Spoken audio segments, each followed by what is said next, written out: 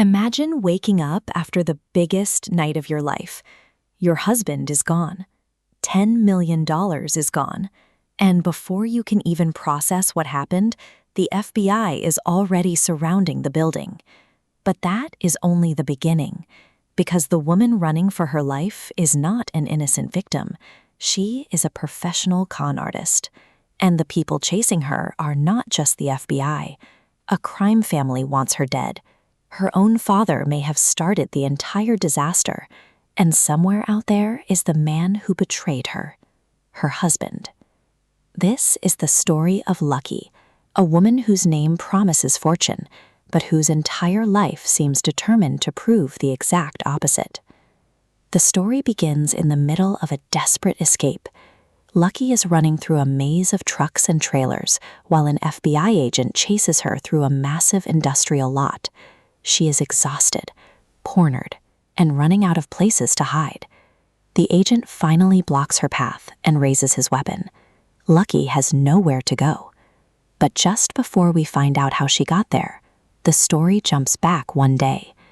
And suddenly, Lucky is living a completely different life. She is in a luxurious Las Vegas hotel suite with her husband, Cary. The room looks like the perfect beginning of a new life. There is champagne, there is excitement, and there are 2 suitcases filled with cash. A lot of cash. $10 million. Cary is thrilled. He believes they have finally pulled off the perfect escape. But Lucky is not celebrating. Something feels wrong. She keeps questioning the plan. She keeps listening to that little voice in her head telling her that everything is too easy. Cary notices, and he tells her to stop listening to the voice of her father, because Lucky's father, John, has spent years teaching her to distrust everyone, especially when money is involved. But Lucky cannot completely silence that feeling. Still, she tries. The couple goes downstairs and enjoys the casino. For a few hours, they pretend they are just another rich couple enjoying Las Vegas. They gamble, they drink, they laugh, and for a brief moment, Lucky allows herself to believe that the nightmare is over. Later, they go up to the rooftop. The lights of Las Vegas stretch out beneath them. Cary tells Lucky that soon they will be gone. They will leave the country. They will start over somewhere far away. The plan is simple. They have only a few hours before they board a cargo ship and disappear. They raise their glasses. They dance.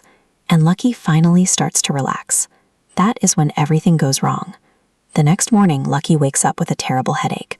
The room is silent. The bed beside her is empty. And Cary is gone. So are the suitcases. So is the money. Lucky immediately understands. She has been betrayed. Cary either drugged her and stole everything, or someone else has already taken him. But Lucky does not have time to figure out which explanation is true, because outside the hotel, the FBI has arrived. Agent Billy Rand is leading the operation. Her team is searching every floor, every hallway, every exit, and the news is already broadcasting Lucky and Cary's faces across the country. The report reveals that the couple is connected to a massive criminal scheme involving stolen government money. $10 million is missing, and Lucky is now one of the most wanted people in the country. She is trapped inside the very hotel where she planned to disappear. But Lucky has one advantage. She knows how people think. She knows what they expect, and she knows how to make them believe something that is not true. Lucky moves through the hotel, avoiding security cameras and FBI agents. She sneaks through restricted areas, steals access cards, moves through kitchens and service corridors, and just when it seems like she has finally reached freedom, she sees a man in a leather jacket outside. Dutch. And Lucky instantly turns around. This is important, because Lucky would rather run back into a building full of FBI agents than walk toward this man. That tells us something. Dutch is not just another criminal. He is something much worse. Lucky changes direction. An agent Rand spots her. The chase begins again. Lucky races through the hotel. She avoids the agents. She moves through the chaos, and eventually reaches a loading area where a delivery truck is preparing to leave. Lucky has seconds to create a new identity, so she reaches into her makeup bag and gives herself a black eye. Then she approaches the driver. She cries. She tells her she is escaping an abusive boyfriend. She tells her she is terrified, and she makes the story believable enough for him to help. The driver knows she is probably lying, but he also knows something else. Anyone desperate enough to invent a story like that may truly be in danger. So he lets her into the truck, and Lucky escapes the casino. Moments later, the FBI reaches the loading area, but Lucky is already gone. Agent Rand knows Lucky will probably try to leave Las Vegas by bus, so she orders her people to monitor the bus stations. Lucky, meanwhile, knows that her appearance is now a problem, so she changes it. Her long red hair is cut, then bleached. Now she looks completely different.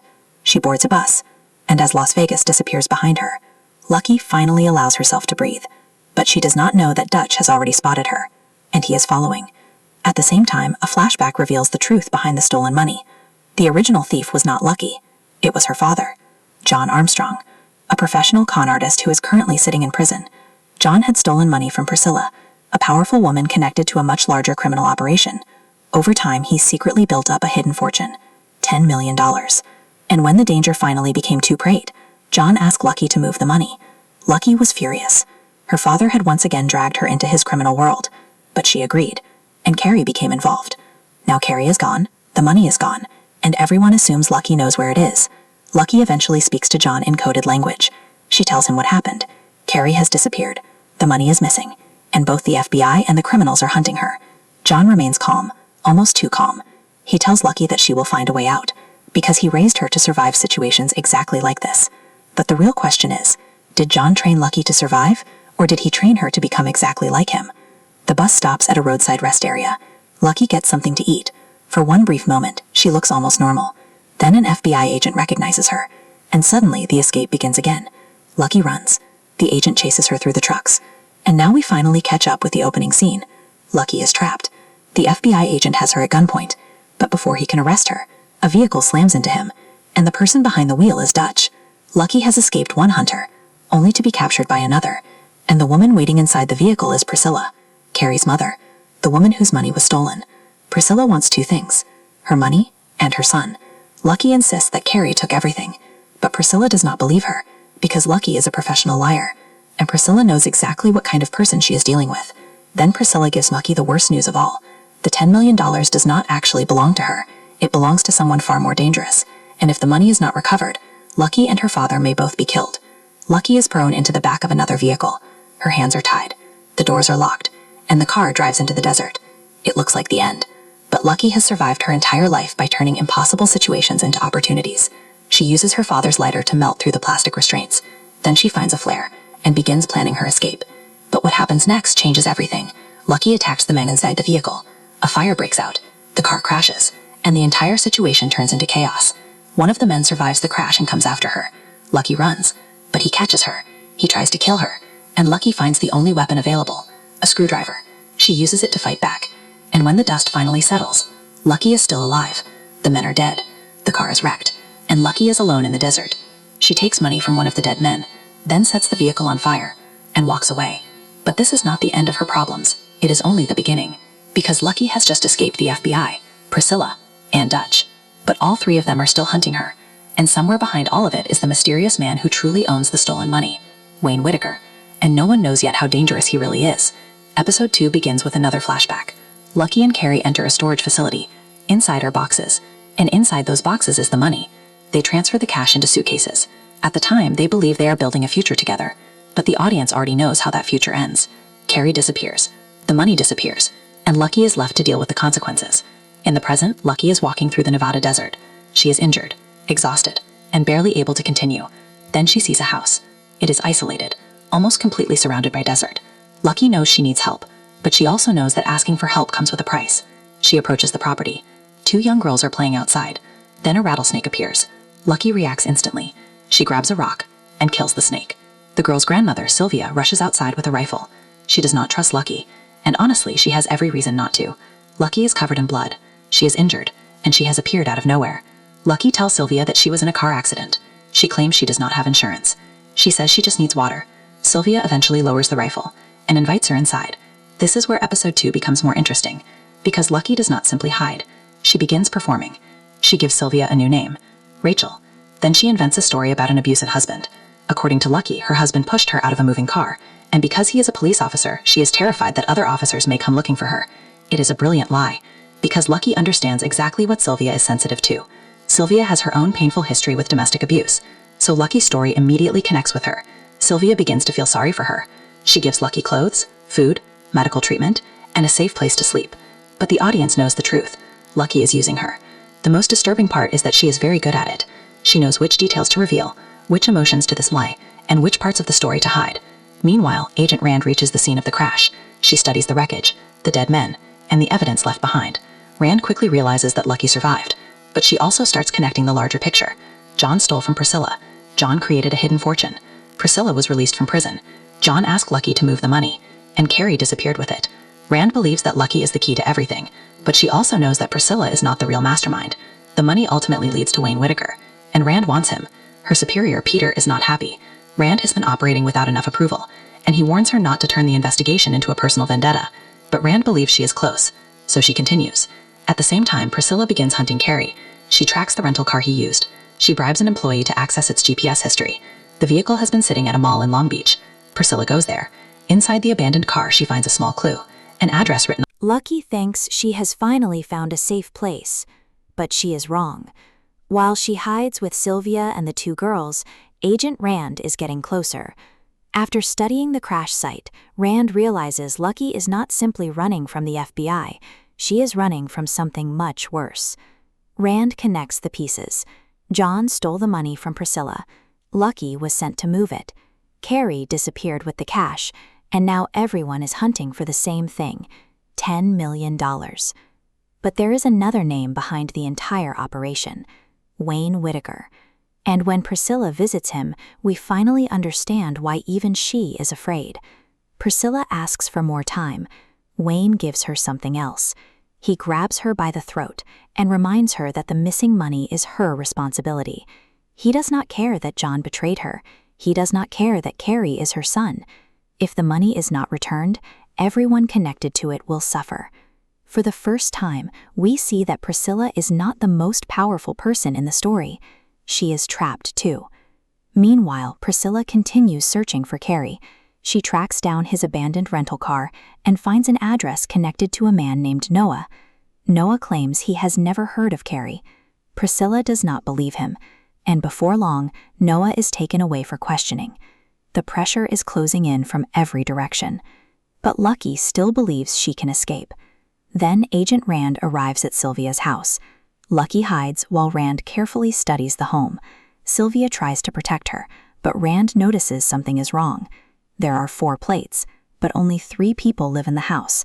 That tiny detail gives Lucky away. Rand warns Sylvia that the woman she is protecting is dangerous. Sylvia slowly realizes that Lucky's story may have been a lie from the beginning. And then Lucky makes her move. She steals Sylvia's keys. She takes some cash, and she escapes through the window. Even after everything Sylvia has done for her, Lucky chooses survival. But what happens next changes everything. Dutch is already looking for her, and when he discovers that Lucky has stolen a car, he follows the trail to a gas station. For a moment, it looks like she is trapped. Dutch is close, very close. But Lucky remembers the lesson her father taught her when she was a child. Everybody has a rhythm. Learn to play it, and you can make them dance. Lucky understands something most people never do. You do not always have to be stronger than your enemy. Sometimes you only need to understand what they expect you to do. So Lucky creates a distraction. She spills fuel. She lights it, and suddenly Dutch is surrounded by fire. While he tries to figure out where she went, Lucky disappears. But she doesn't run far. Instead, she climbs into the back of Dutch's own truck. And when Dutch finally drives away, he has no idea that the woman he has been hunting is hiding just a few feet behind him. Lucky has escaped again. But she is injured. She has no money. The FBI is searching for her. Priscilla wants her dead. Wayne wants his fortune back. And Cary is still missing. The biggest question remains unanswered. Did Cary really betray Lucky, or is he trapped somewhere with the money? Because if Cary is still alive, Lucky may not be running away from him, she may be running toward him, and the truth about their relationship could completely change the way we see everything that happened in Las Vegas. But before Lucky can find the truth, she must survive the people coming after her, and the most dangerous one may not be the FBI. It may be the man who taught her how to lie in the first place, her father, John. Because the more we learn about John, the clearer it becomes that Lucky did not simply become a con artist. She was trained to become one. And now every trick she uses to survive is also a reminder of the life she has been trying to escape. But the question is, can Lucky really escape the past? Or has her father already taught her that survival always comes at someone else's expense? And as Lucky disappears into the night, one thing becomes clear. The chase is only getting started. Lucky escapes Dutch by hiding inside his own truck. But this victory is only temporary. She is still being hunted by the FBI, Priscilla, Dutch, and the mysterious Wayne Whittaker. And somewhere in the middle of all this chaos is Cary, the man who may have betrayed her, or may be in danger himself. That is what makes Lucky so interesting. She is clever, she is brave, but she is not innocent. To survive, she lies to strangers, manipulates people who help her, and leaves destruction behind her. Yet every now and then we see another side of her, the frightened daughter, the woman who still wants to trust her father, and the survivor who has learned that kindness can be dangerous. Her father John taught her the most important lesson of her life: learn people's rhythm and you can make them dance. And Lucky has become very good at it. But now the question is whether she is controlling the game or simply dancing to the rhythm her father created. The first 2 episodes end without giving us all the answers. Where is Cary? Who really has the $10 million? What does Wayne Whittaker truly want? And can Lucky escape the criminal world that created her? One thing is certain. Lucky may have lost the money. She may have lost Cary. She may even have lost the trust of the people who tried to help her. But she has not lost her most dangerous weapon, her ability to survive. And as long as Lucky is still alive, the game is not over. Because in this story, nobody is truly lucky. They make their own luck. And sometimes, they make it by making everyone else dance. If you enjoyed this breakdown, don't forget to subscribe for more movie and series explanations. And remember, the next time someone tells you they have everything under control, look closer. Because in Lucky's world, that is usually the moment when everything starts falling apart.